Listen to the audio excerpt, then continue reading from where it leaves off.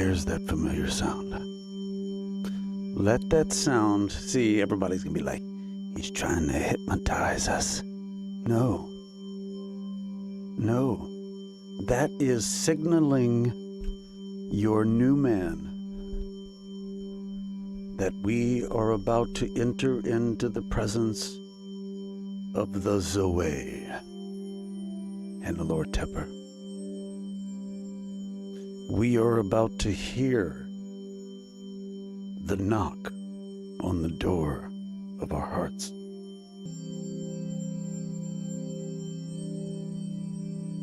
Folks, it's time. It's time for you to lay everything aside. Lay the politics aside. I mean, haven't you learned yet? You cannot put your faith and trust in man. And whatever man seeks to do, whatever man touches in his own strength, comes to ruin. And the lesson of Ruth, the lesson in Genesis, the lesson of the children of Israel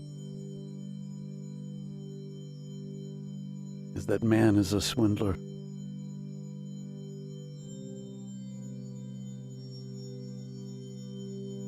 And that woman is a seductress. Deep down, these things are true. That is who the animal is. That's who the old man is.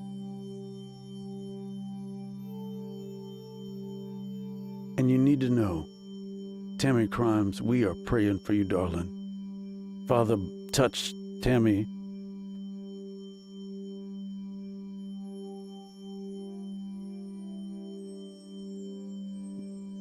Tammy, may the Lord be with you. Whatever's going on, may you feel the presence of your God. Just sit back and listen.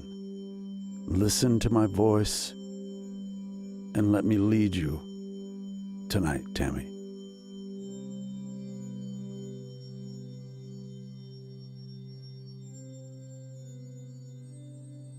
So, we're going to listen for that knock tonight. I really wish I could do this 7 days a week with you. But I don't want it to become a chore. I want to miss it. I need a day off sometimes. And you should take one too. You should take a break from social media. Bask in the love, the blessings that the Lord Jesus wants to pour out on you. Because you're his wife. You're his bride. That's something else, isn't it? When you really start to think about what this is, that he's clear that we are one flesh with him. No catechism needed, no wafer, no priest, no pastor, no act on our part, except for the one single thing: believing on the Lord Jesus Christ. If you believe who he is, you'll all the things that go along with that, come with the package. It's a package deal.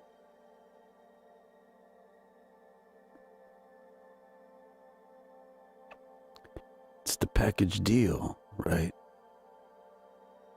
But as I've said before, if you've heard me, that You've been led to believe that a relationship with Jesus Christ is essential or a requirement for salvation. It is not.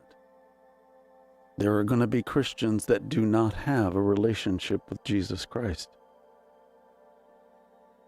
That's not a requirement. The only requirement is faith and grace alone. Salvation is by faith and grace alone.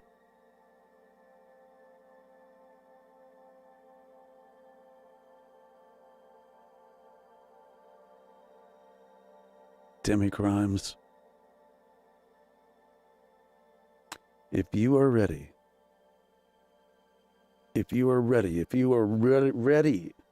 you will let all this politics, all the trouble that you can find in the world go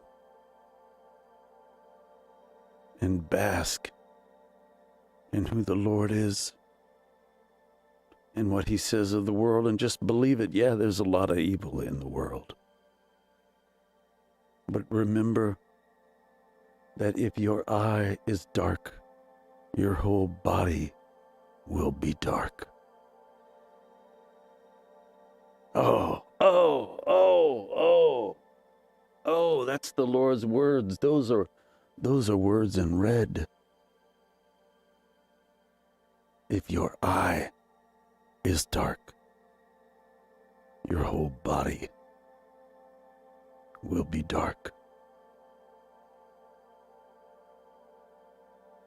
Are you ready for your kinsman redeemer?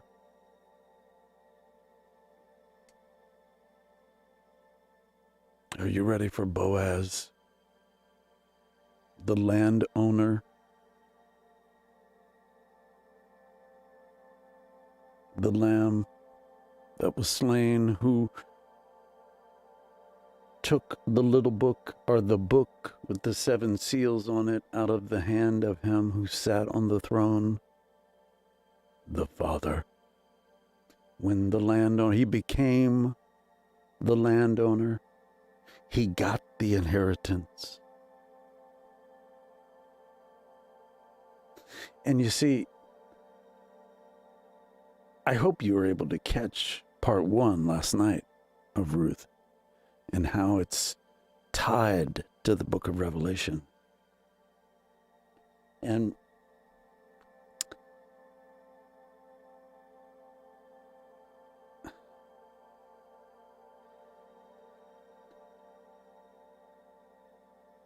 if you heard last night, you heard and you understood how the world has been shamed over sex, and they will not let themselves see the truth of Ruth. And Ruth is put on a pedestal as a holy woman of the Bible. She was commended by God, and she is holy as you and I are. She was and is holy as you and I are holy. But she was not what most people think. Neither was Naomi. And yeah.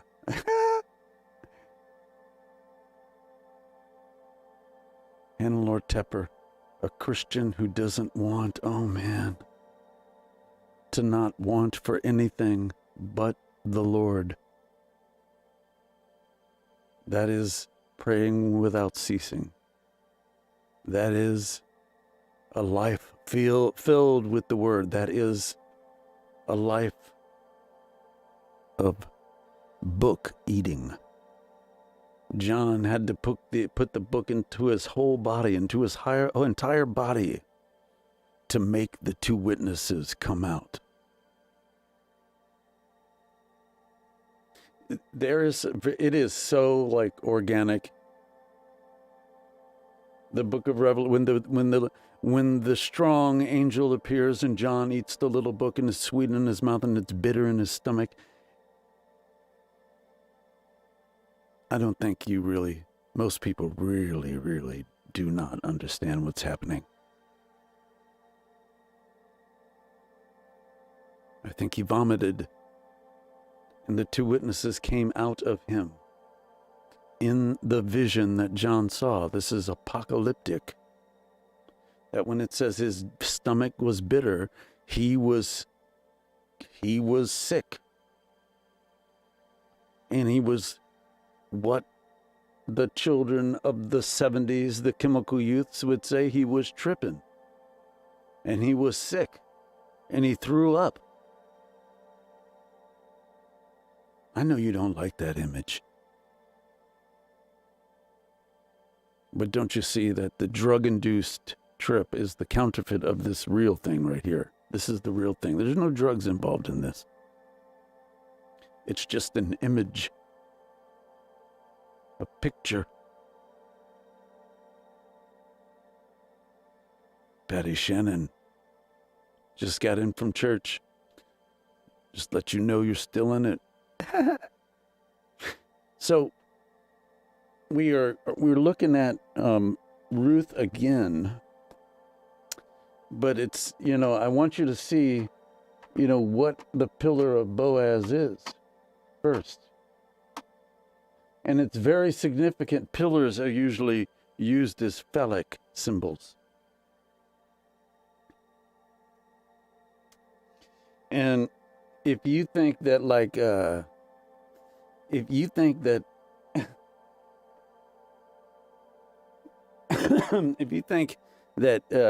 the theology of the Hebrews excluded them from phallic symbols, you are mistaken.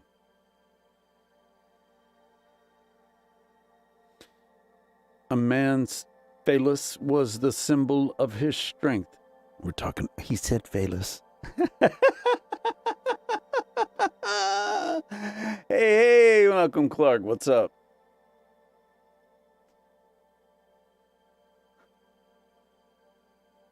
Ladies, men, I don't think you'll understand what this is, what we are talking about here. That I've tried to say that, I've tried to explain that when he says, behold, I stand at the door and knock. If anyone hears my voice and answers, I will come into him. Into him. And so as Solomon is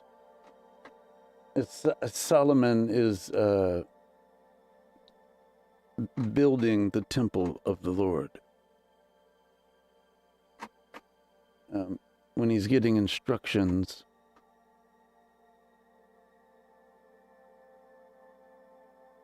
so he made the pillars. This is 1 Kings 7, starting at 18. So he made the pillars and the two rows around on the one network to cover the capitals, which were on the top of the pomegranates, and so he did for the other capital. These are the tops of the columns, the pillars. The capitals, which were on the top of the pillars in the porch, were of lily design, 4 cubits.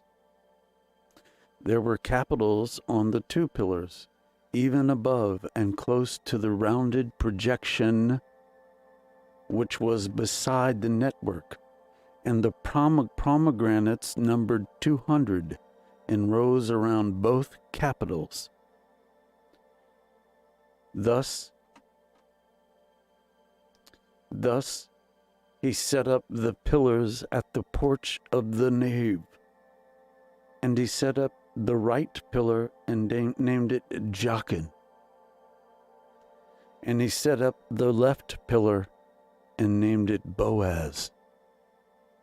On the top of the pillars was lily design, so the work of the pillars was finished.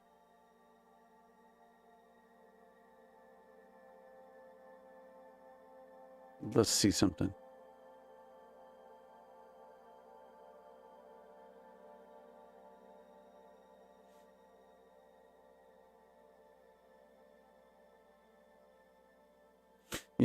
Masons Freemasons tend to talk, they want to claim the widow's son here.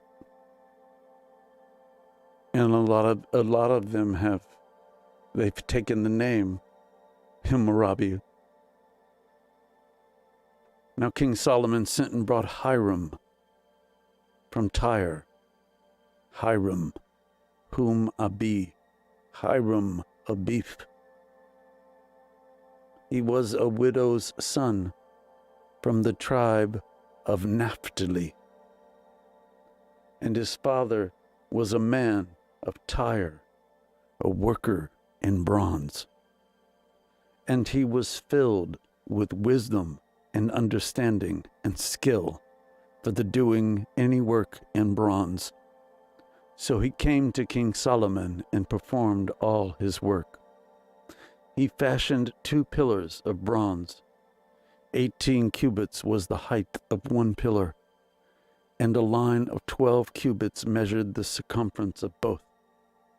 He also made 2 capitals of molten bronze to set on the tops of the pillars. The height of the one capital was 5 cubits, and the height of the other capital was 5 cubits.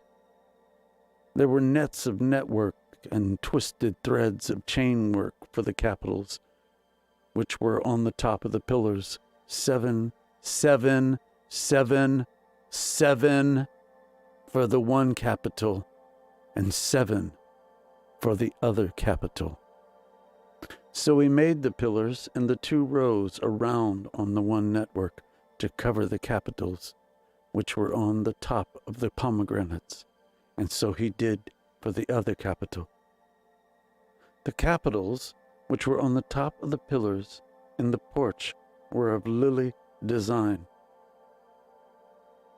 4 cubits.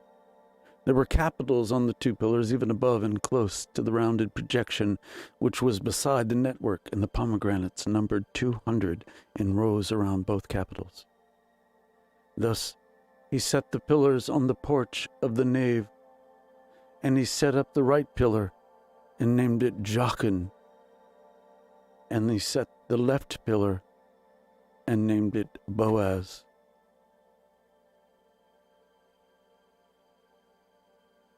What does that mean?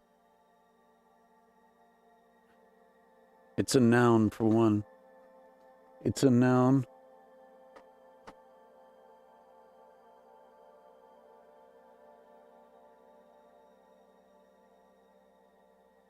Let me see. Hold on.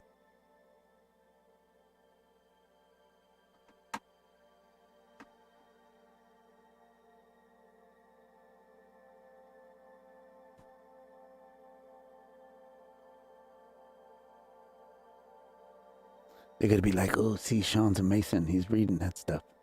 No. Masons took it from us. Not the other way around, dummy.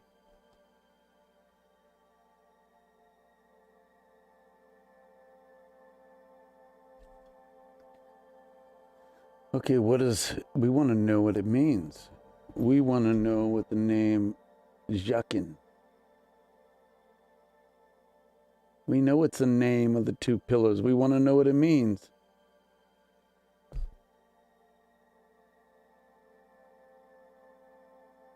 Wow, so Ezekiel sees a vision of a new temple, and this came up under Jachin. That sounds a lot like Jacob. It seems to have the same root. Right?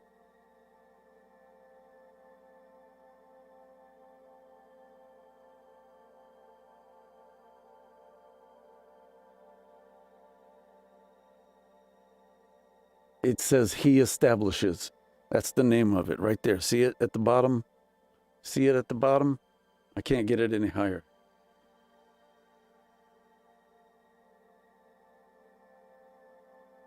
It says proper names, meaning he establishes, and agile. The name of 2 bronze pillars, it's one of them. On the other side,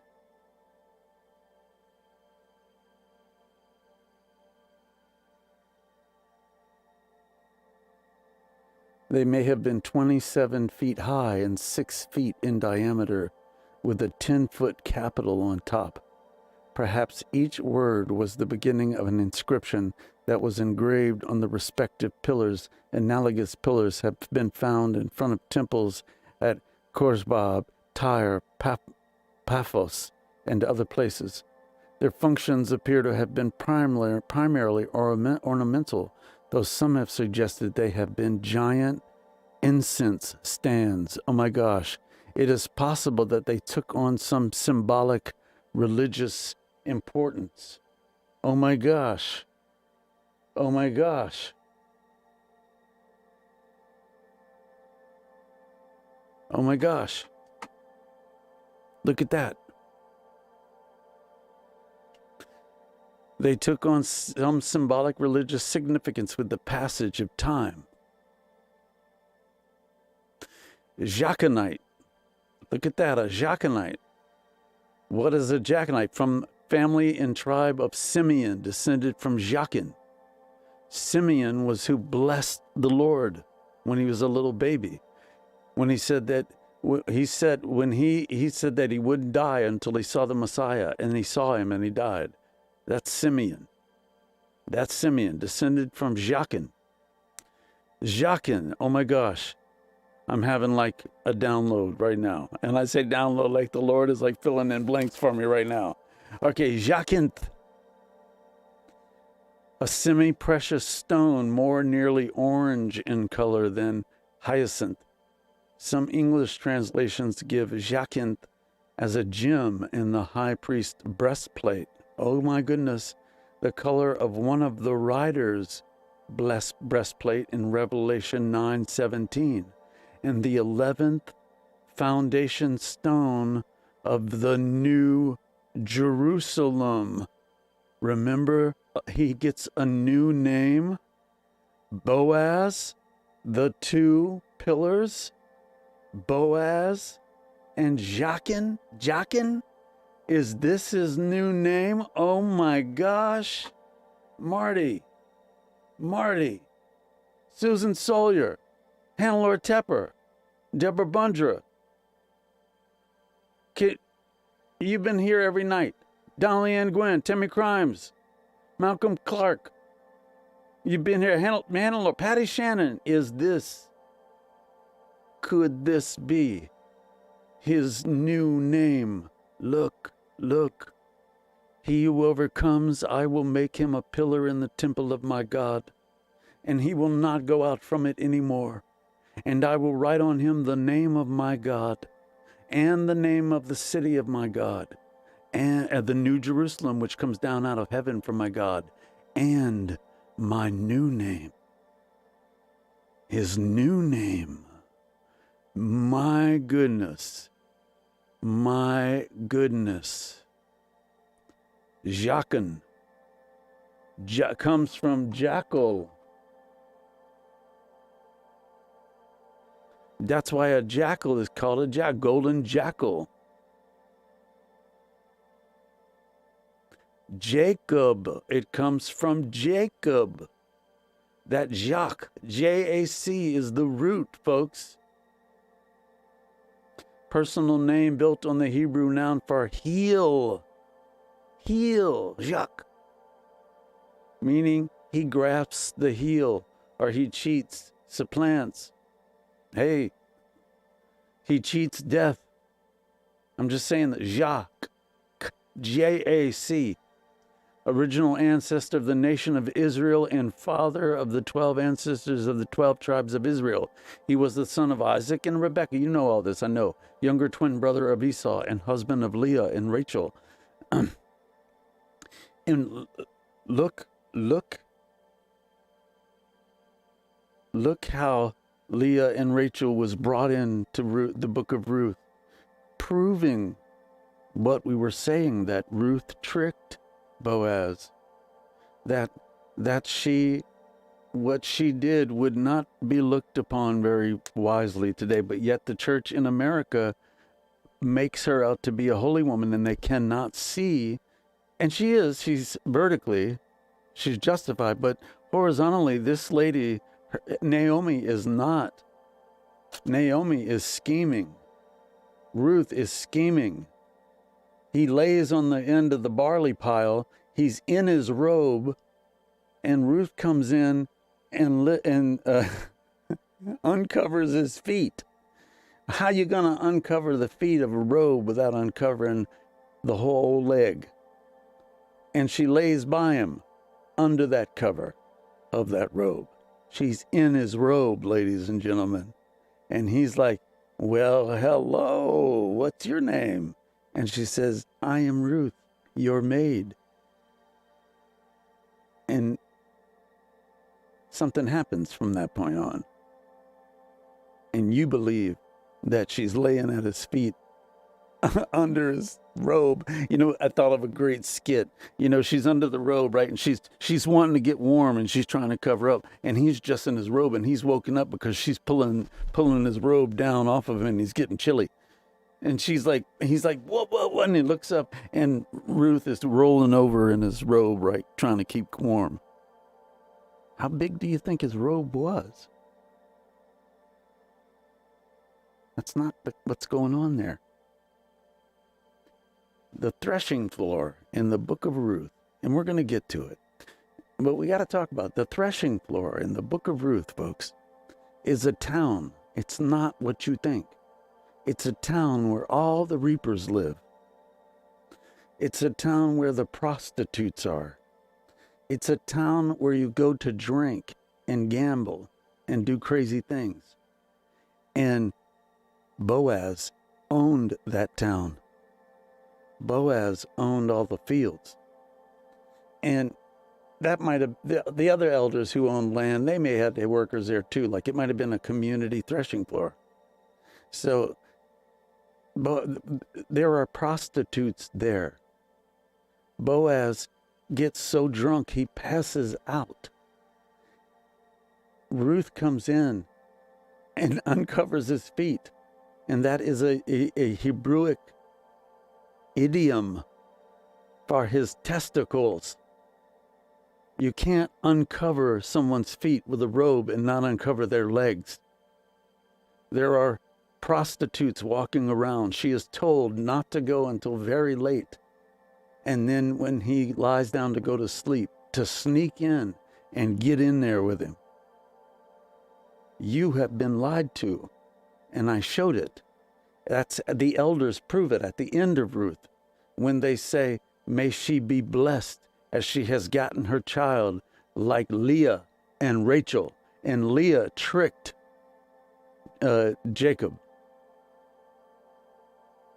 You got to know your stories. You got to read your Bible. So, between the Testament, other Jews received the name Jacob. The one New Testament example is the father of Joseph, and thus the earliest earthly grandfather of Jesus, Jacob. So that would lead me to believe that those two pillars, oh my goodness, that pillar, Boaz is who Jesus personifies to us. And Jachin is who he's going to come back as. I mean, hey, no one knows. I'm not saying for sure. I'm just saying it's quite possible. It's pretty incredible to even think about. I mean, folks, I have taken you through these books, and I've shown you that God has a style as an author, as a writer, and I would not put it past him to do this. See, this is how we are getting to know who this person is, who this personage of Adonai is, who in his novel goes by Yahshua. It's his autobiography.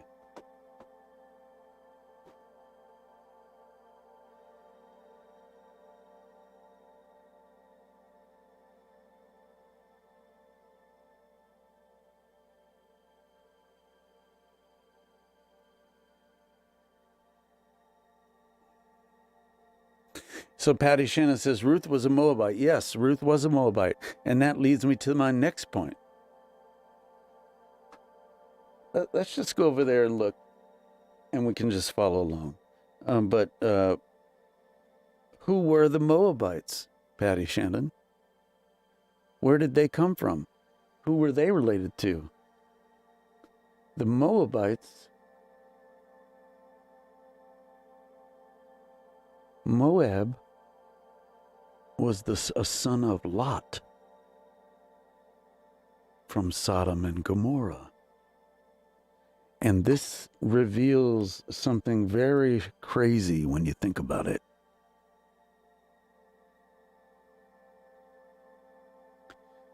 So we'll look at Moab and like how the Lord responded to Moab. And Sodom and Gomorrah, we saw what he did to Sodom and Gomorrah. But I want you to think about this, Patty Shannon. Joe Prentice, Ruth was redeemed by Boaz, but Ruth tricked Boaz and had sex with him for it. Yes, Patty Shannon, offspring of Lot's daughter. How did Lot's daughters have sex with him? They got him drunk. They did it like Ruth did. Ruth didn't get him drunk. She waited for him to be so drunk that he was passed out.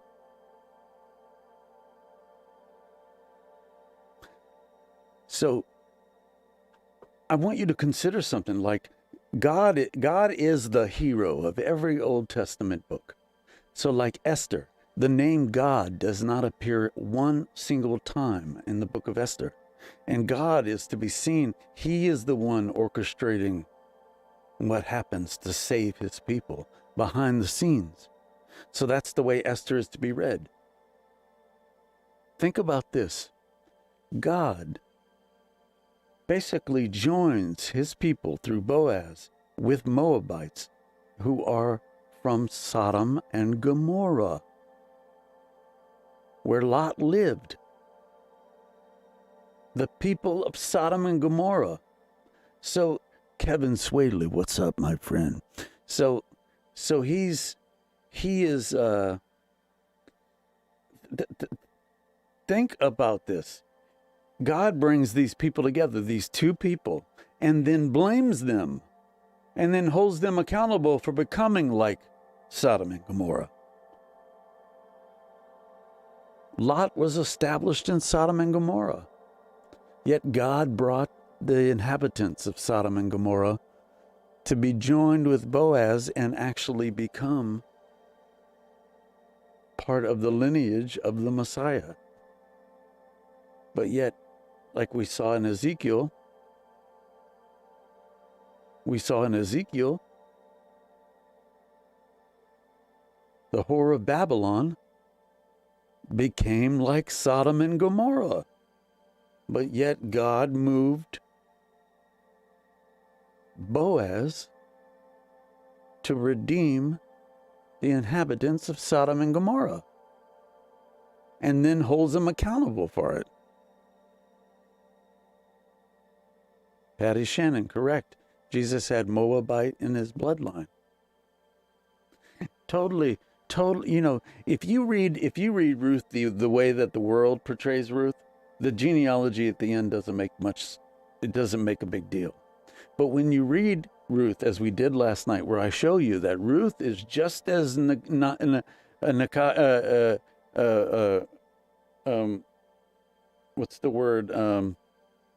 conniving, swindling, just like Jacob, just like Leah, just like Tamar, whatever his name was, that these people are like that in the Bible. And when you see that, I mean, it is so like emotional, like when you realize how depraved these individuals were. Not Boaz so much, but Boaz still, he manipulated the elders and his own brother for that land.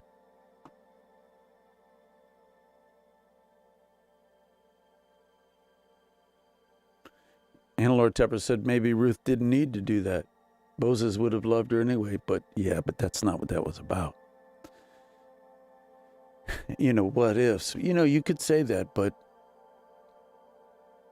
the fact that she did and the Lord commended her. You know what I mean? I think we have the West has such a skewed view of sin and sex. I mean, your mother made you ashamed of sex. You were shamed. We were shamed. When cultures prior, sex was part of life. You kept it private, of course, but still, you got married. The parents were outside of the door waiting for the grandchild to the marriage to be sealed that night, and it was like a big deal. I mean, if you couldn't perform, you were laughed at as a man. So, come on. So, listen to what they say. Now, Boaz went up to the gate. Here, let me show you this. Now, Boaz went up to the gate and sat down there. And behold, the close relative of whom Boaz spoke was passing by. So he said, "Turn aside, friend, sit down here." And he turned aside, sat down. So he goes over all of it, and then he gets it, right? And then, so he gets the land. And then, and the elders, they bless him, right? Right here. Look, 11. Right here. All the people who were in the court, and the elders said, "We are witnesses. May the Lord make the woman who is coming into your home like Rachel and Leah, both of whom built the house of Israel. And may you achieve wealth in Ephrathah, whatever, and become famous in Bethlehem." I think these people are mocking him.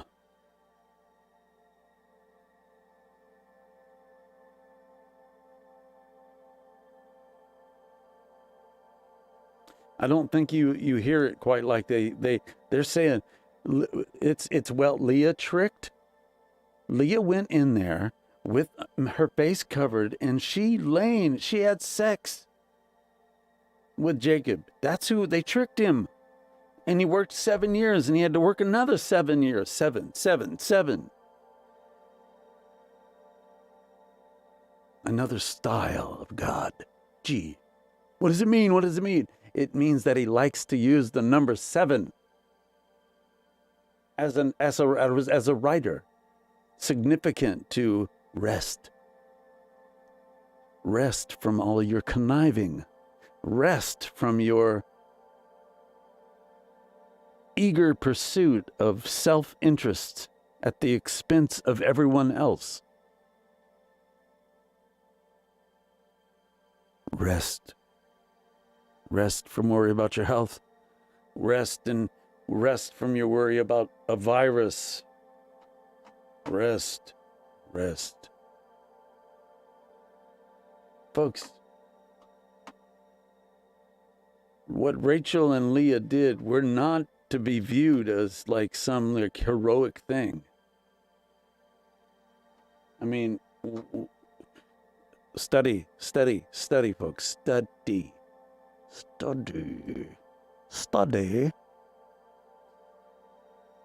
So let's look at Moab.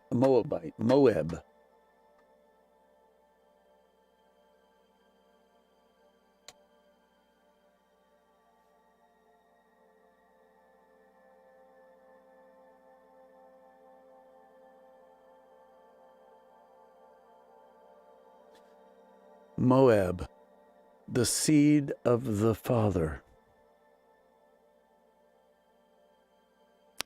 The seed of the father, or according to others, the desirable land, the eldest son of Lot, of incestuous birth, used to denote the people of Moab. The land of Moab, called also the country of Moab, on the east of Jordan and the Dead Sea, and south of Arnon. In a wider sense, it included the whole region that had been occupied by the Amorites. It bears the modern name of Kerak. In the plains of Moab, opposite Jericho, the children of Israel had their last encampment before they entered the land of Canaan. It was at that time in the possession of the Amorites. Moses went up from the plains of Moab unto the mountain of Nebo, to the top of Pisgah, and died there in the land of Moab, according to the word of the Lord. Surely, if we had nothing else to interest us in the land of Moab, the fact that it was from the top of Pisgah, its noblest height, this mightiest of the prophets, looked out with eye undimmed upon the promised land, that it was here on Nebo, its loftiest mountain, that he died. He couldn't enter the land, remember? That he died his solitary death, that it was here in the valley over against Beth Peor he found his mysterious sepulchre. We have enough to enshrine the memory in our hearts. Moabite, designation of a tribe descended from Moab, the son of Lot. From Zoar, the cradle of this tribe on the southeastern border of the Dead Sea. They gradually spread over the region on the east of Jordan. Ramses II, the pharaoh of the oppression, enumerates Moab among his conquests. Shortly before the Exodus, the warlike Amorites crossed the Jordan under Sihon, their king, and drove the Moabites out of the region between the Arnon and Jabbok, and occupied it, making Heshbon their capital. They were then confined to the territory to the south of the Arnon. On their journey, the Israelites did not pass through Moab, but through the wilderness to the east, at length reaching the country to the north of the Arnon. Here they remained for some time, till they had conquered Bashan. The Moabites were alarmed, and their king Balak sought aid from Midianites. It was while they were here, that the visit of Balaam to Balak took place, where he wants him to curse Israel, and the ass speaks to him. After the conquest of the Moabites maintained hostile relations with the Israelites. After the conquest, the Moabites maintained hostile relations with the Israelites and frequently harassed them in war. The story of Ruth, however, shows the existence of friendly relations between Moab and Bethlehem. By his descendants from Ruth, David may be said to have had Moabite blood in his veins. Yet there was war between David and the Moabites, from whom he took great spoil.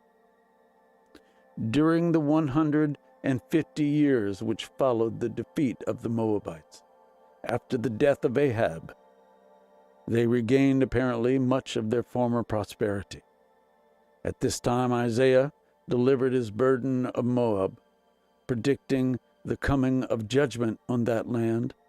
Between the time of Isaiah and the commencement of the Babylonian captivity, we have very seldom any reference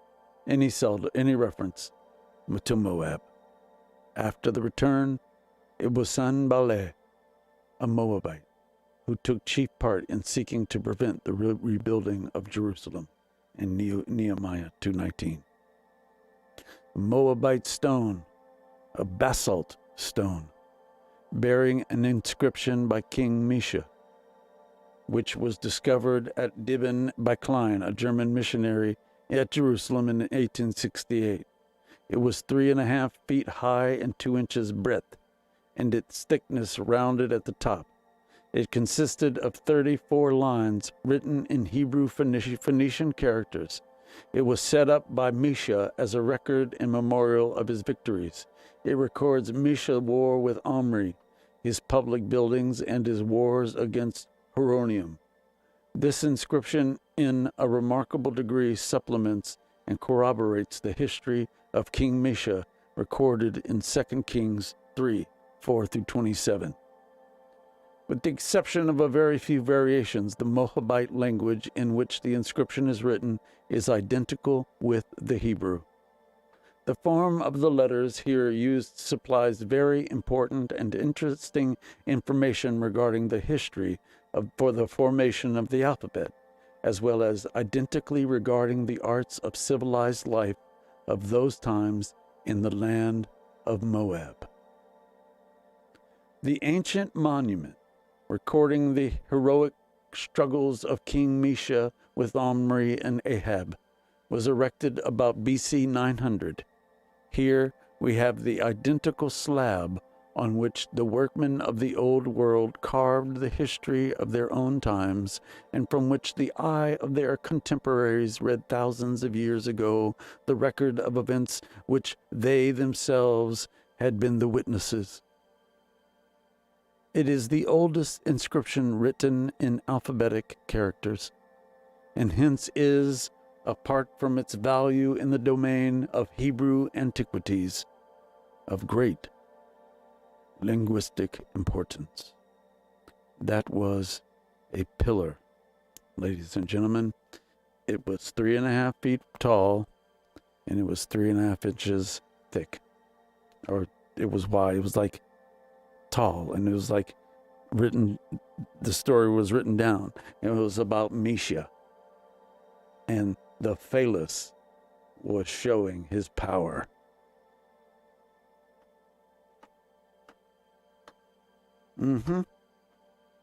So the Boaz's pillar, again, phallic, that it was from Boaz's loins that the Messiah came.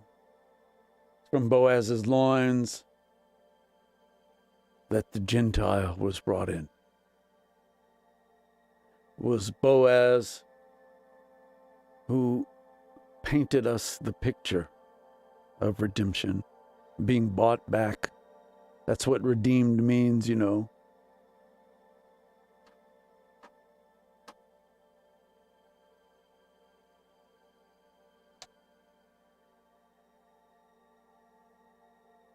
So remember, Naomi lost all her children. So Ruth had a child and she gave it, like pretty much Naomi took care of the child, and that's where the name came from. The neighbor women gave him, the child, the name, saying, a son has been born to Naomi. So they named him Obed. He is father of Jesse, the father of David.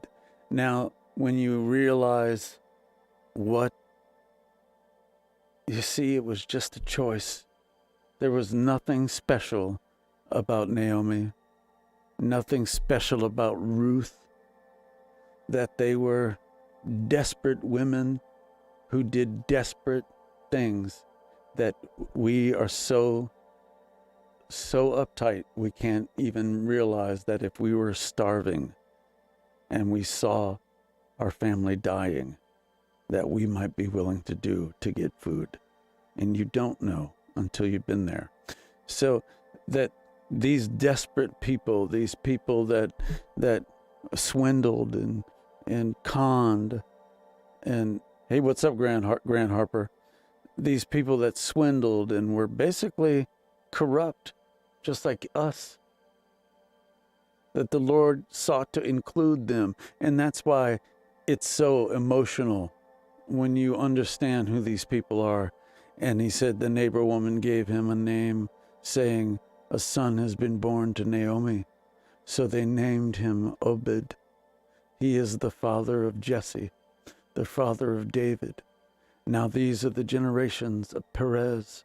To Perez was born Hezron, and to Hezron was born Ram, and Ram was born Aminadab, and to Aminadab was born Noshan, and to Noshan Salmon, and to Salmon was born Boaz, and to Boaz Obed, and to Obed was born Jesse, and to Jesse David. I mean, that's like such a powerful way to end that. Powerful. So powerful. that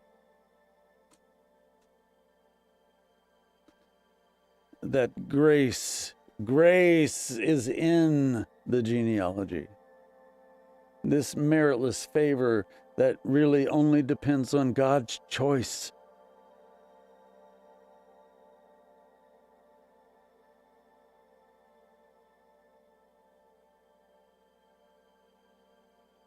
Patty Shannon, Yahweh works through all people regardless of their age, sex, race, and nationality. The story of Ruth is a beautiful example of God's impartiality. It absolutely is. And it's such a shame that the uptightness of Westerners who cannot bear to describe what is going on in the book of Ruth, that God would sanction such a thing. You know, you can't, I really believe, Patty Shannon, I really believe that though, though mature Christians understand that God is the hero that is working behind the scenes in all that is happening, as I said, that's a secret that isn't far, young believers. If so you need to read Ruth and read the surface to really grasp what's going on, and keep in the back of your mind the fact that God is orchestrating it. That if you live like that, you will turn people away, because who wants to hear that I'm sorry, ma'am, your baby died because it was God's will that he died. Well, thank you, Lord. You don't want to tell a new believer that. You want to cry with them. You want to laugh with them. You want to be there with them. See? Big difference. Big difference. So,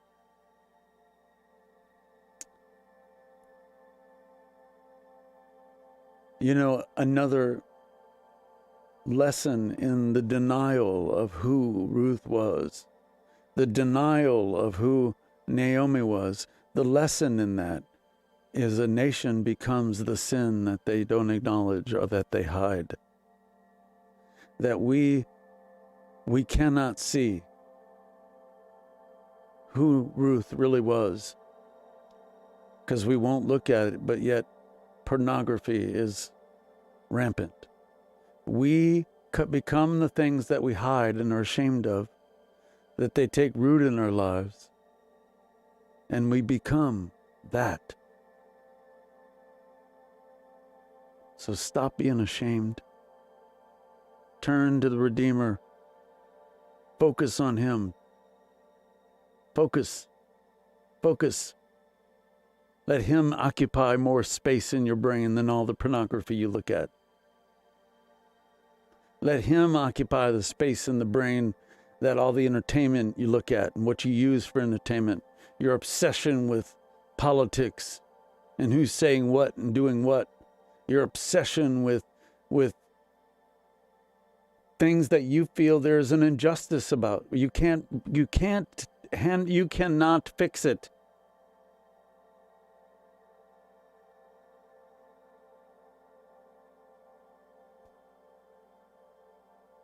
The peace that surpasses all understanding comes from the belief and understanding that God is in control, that he is not waiting behind Satan to get his chance or for his chance. He is the king who does whatever he pleases.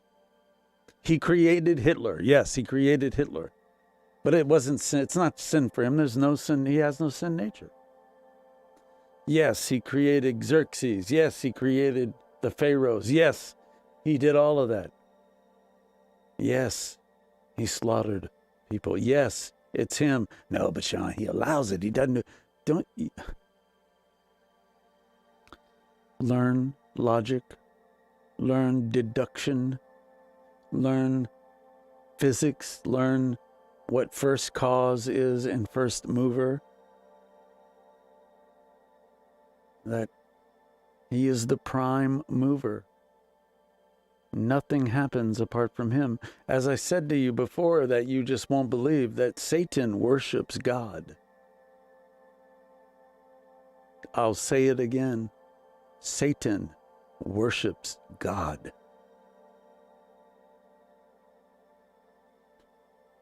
Worship means obedience. Just like you say that apart from him, I can do nothing. Apart from Christ, I can do nothing.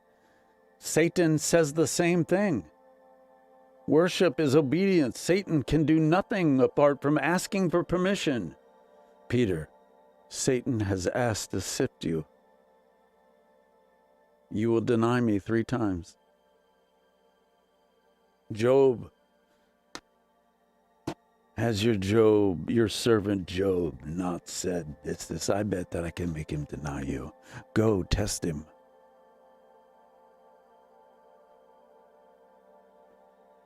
Please consider support, ladies and gentlemen. On PayPal. On PayPal.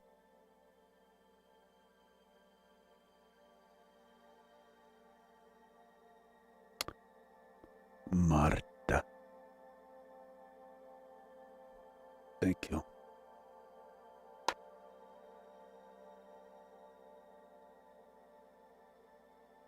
Thank you for that support. I know it's a sacrifice right now.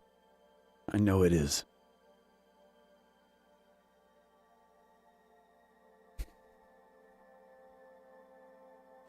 And as I have shown you what it means when the Lord says in the book of Revelation, behold, I stand at the door and knock, that if anyone hears my voice and answers, I will come into him and dine with him. That is different than salvation. Thank you, Joe.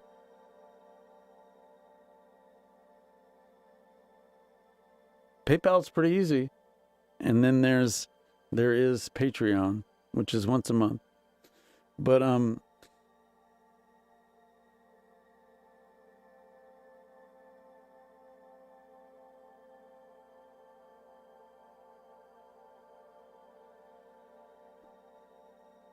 the story of Ruth is raw. And we can't look at it. Americans cannot bring themselves to see the reality, the truth of it. That you don't want your daughter being like Ruth. You don't. I mean, there's TV series about people like Ruth. Thank you, Donna, Gwen. Thank you. Thank you.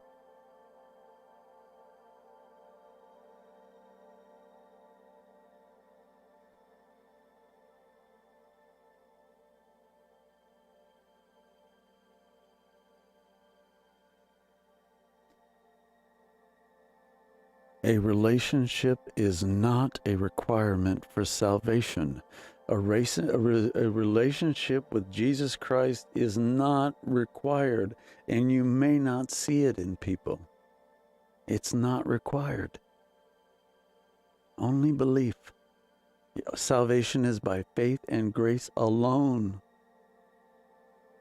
That, behold, I stand at the door and knock is for Christians, not to non-Christians. That is the invitation of the Lord to have this cohabitation, this daily living with, getting to know.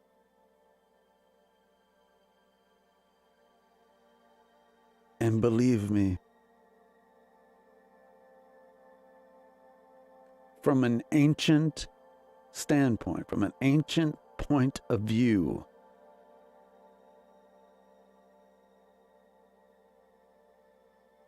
the pillar of Boaz is potent, powerful. That phallic symbol of the strength of the Messiah's line. Yes, that's what it stands for. The erection of the Israeli messianic line in the temple, and that you are a child of that you are an offspring of the pillar of Boaz and Joachim.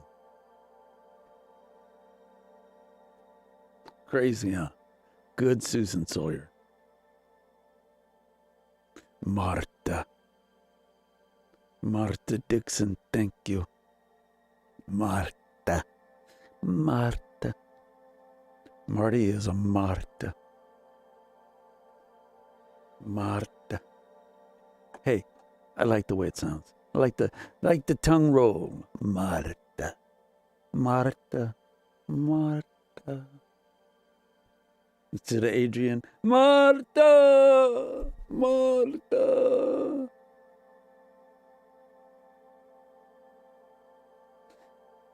Donnelly Ann Gwen said, not sure how to have one without wanting or rather longing for the relationship. You know what? I really think that people are meant and designed for different kinds of relationships. You know that, yeah. If it's in God's plan for that relationship with Him, for you to be deep, it will be. The very fact that you are thinking of it is, ladies and gentlemen, is the knocking. I'll say it again. The very fact that you are here, the very fact that you are thinking about it, that is the knocking. That you are being presented with the idea of having an intimate relationship with the Lord. And I will tell you that is something that you should do on your own, but you may not need to. Why? Why not do it with your people? You should do it on your own. It's good for your health. But that's what we're here for. During the week, you can do it with us. Spiritual spa.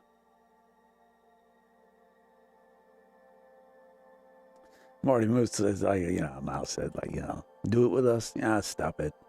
Get your mind out of the gutter. Stop. You know what you're thinking. Stop it. You're making me blush. Stop. Stop. No. Don't say it again.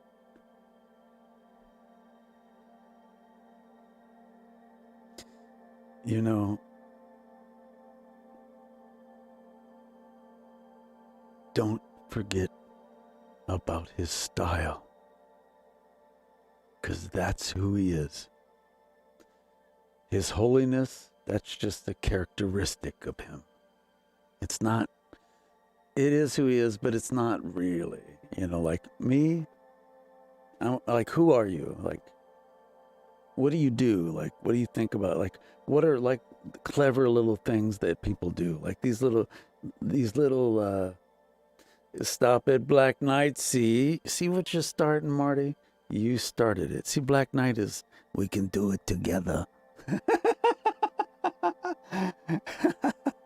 Stop it. Hey. We're not laughing in the spirit either. Stop it. See, even now, Donnelly and Gwen is on it now.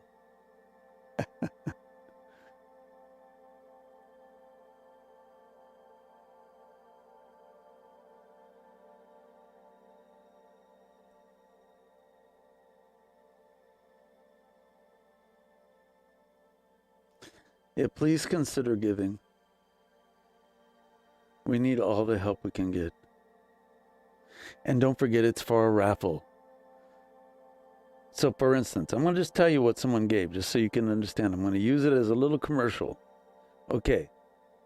So, someone gave $50. They know who they are. They gave $50. That means that their name is entered twice to win the 10-ounce silver bar. It's also, they can only win once, but first place is the 10-ounce silver bar. Second place is an ounce fine silver Trump coin, which is going to be a collector's item. And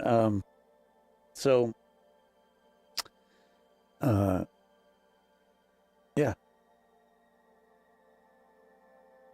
She's entered twice. So, come on.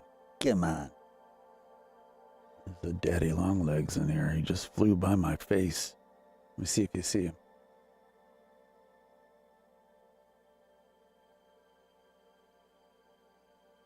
I'm watching the delay. See if I can see that bug. Watch. Here it comes.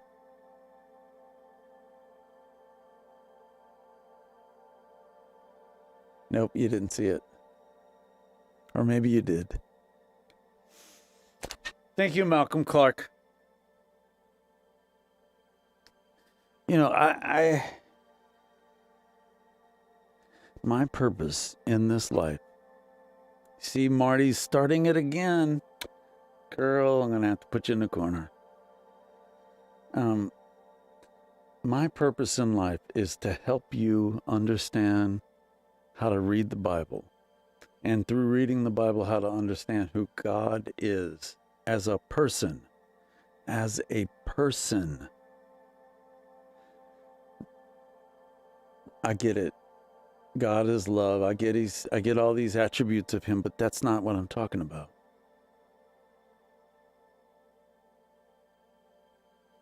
That's not what we're talking about. We are talking about the intimate details of who the Lord is. What's his favorite color? What's his favorite number, folks? Come on, tell me.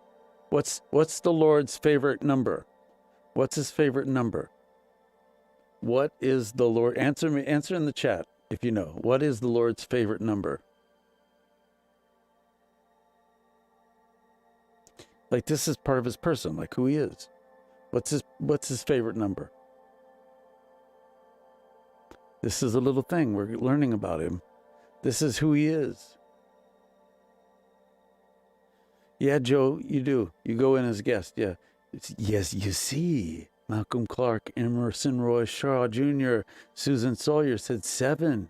Correct. So see, now we get to look at it differently. Where everyone is saying 7 is a holy number, means rest, but it is a number that the Lord uses because he chose to use that number for himself. He likes it. Johnny Cash, skinny water fishing. I love it. I love it. I love it. I love it. I love it. Love it. Love it. He loves the number 7. And it's so in your face, right? What's his favorite color? What's his favorite color?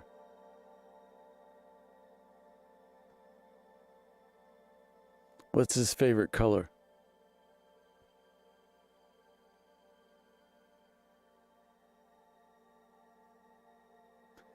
Do you know what his favorite stone is? What's his favorite color? What's his favorite stone?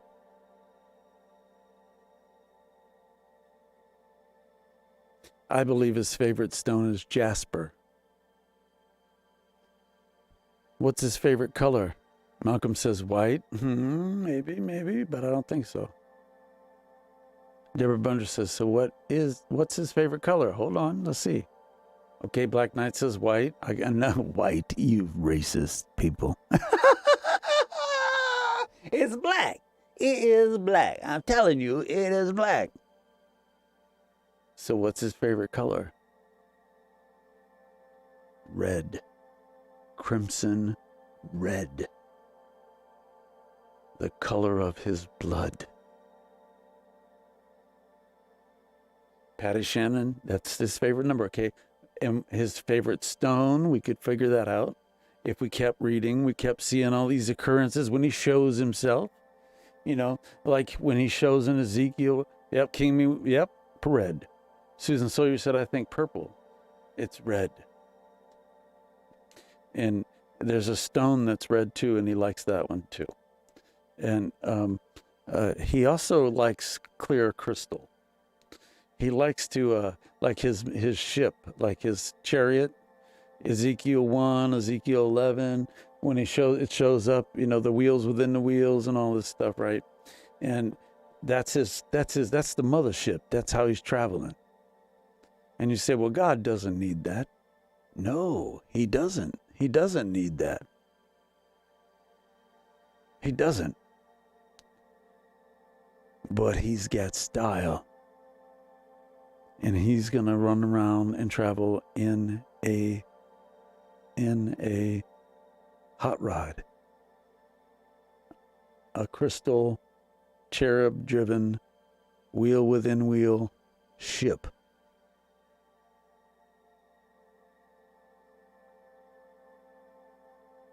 Well, I'll just say one thing about Coke.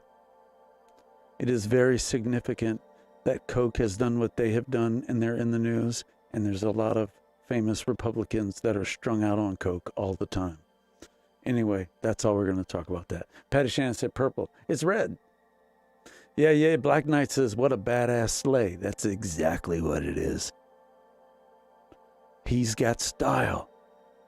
He likes big entries. He likes real dramatic entries. Hollywood tried to make fun of that, that he likes dramatic entries, but he does. Patty Shannon Bloodstone. There you go. It's so funny. White. What's God's favorite color? White. Oh, man. Emerson Roy Shaw said, and 7 also can connect with astrology and geometry. Yeah, it can. It can. But that's what we do. But God has created his universe out of these things too. This is his style. When he created, the author, all of my books have my style in them. All of my music has my style in them. If you were to analyze my handwriting, you would see my style. You would see me in all of my art. You will see the Lord in all of his art.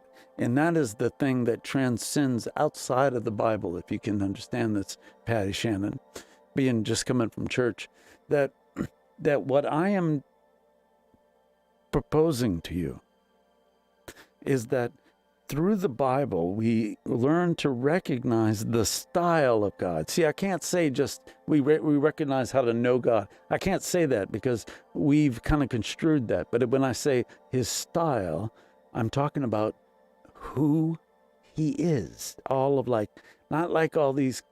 the attributes of God, like that make him God, or that he's holy and he's loving and he's patient and he's kind.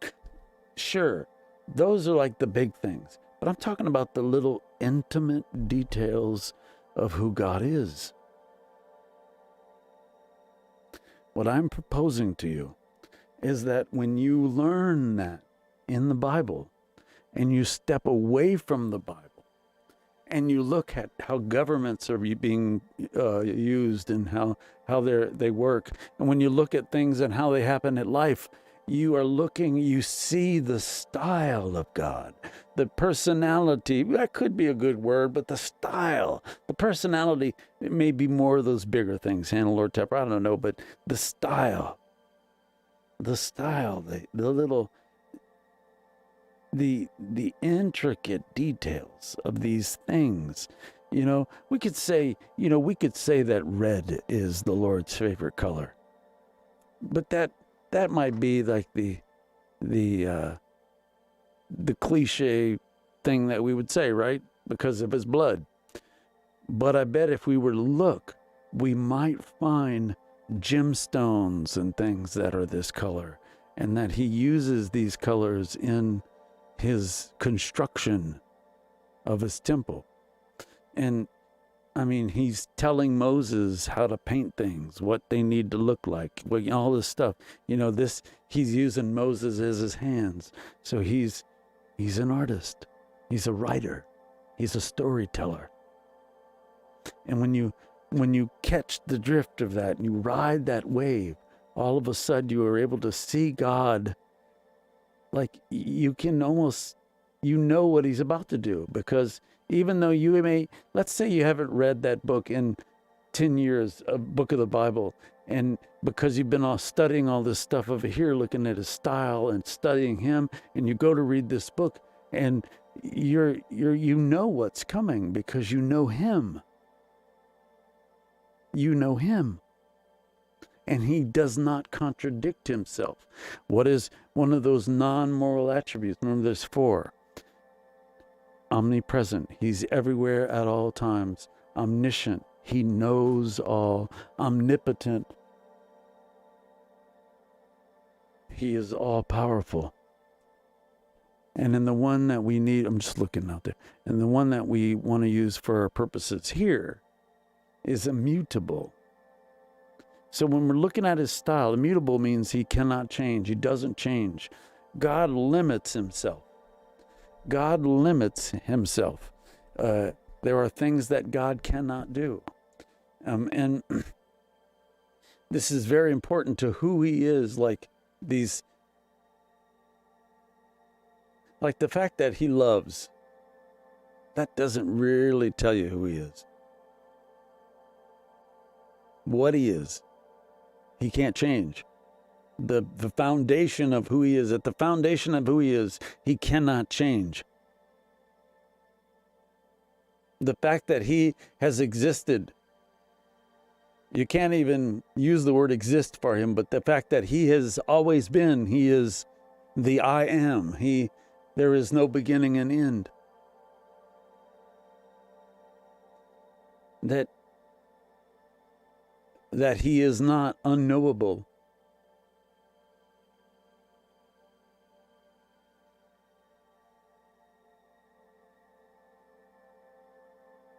And that imagine a line that stretches in both directions forever. Imagine that, and that is where God is. And when you can't comprehend it, in this place, there's no words to describe the reality in this place, except the ones that are written in the Bible. And these words are used to describe this thing for which there are no words. So pictures are used, images, scenarios. In fact, these things are told over and over and over again. And that's established early on in the Bible, where we see Leah and Rachel, or Leah tricking Jacob. It happens again. Where Esther tricked the king, it happens again. It just keeps happening again. Where Jacob tricked the landowner, the cattle owner, the sheep owner. It just keeps happening again. Where Joseph tricked, they all trick.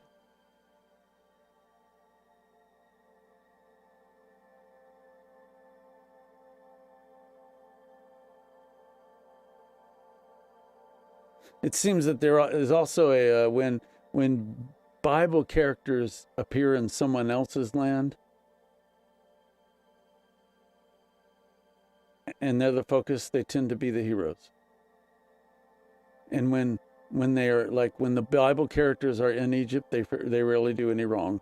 They don't do anything wrong, because the Egyptians are so fleshly and sinful that there's no need to even show it.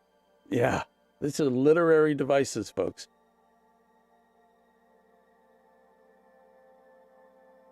Deborah Bunger, go lay down. Go lay down.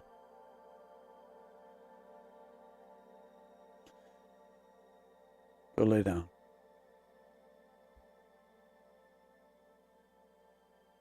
So, all right, last call. Anybody wants to support this show, please consider it. I'm going to be getting off here in a minute. And know that we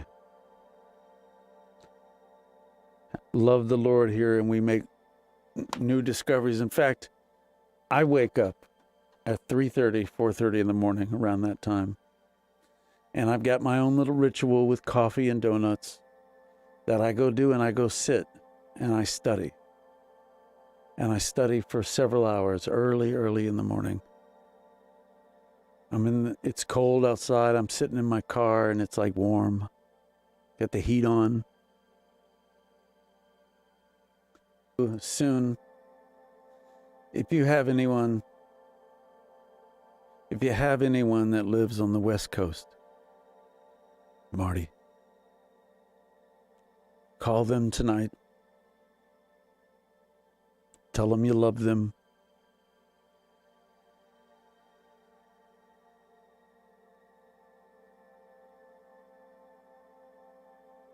Malcolm Clark. I'll read the Greek again when we get back over in Revelation. See, we're in the Hebrew here. This is Hebrew. Ruth is Hebrew. I can't do that.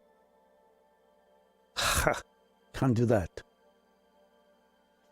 When we get back over there, I will, don't worry. But if you have relatives over there, it's still early. You can call them. Call them and tell them you love them. Because this might be your last chance to do that. And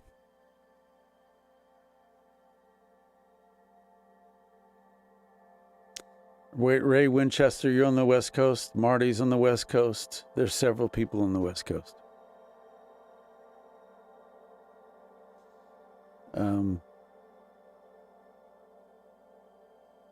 Yeah. That's all I'm going to say about that. Anyway, you have a great day, great night, and I'll see you tomorrow. I will be up early tomorrow, back in the book of Revelation, studying myself. So, yeah. Take it easy, folks.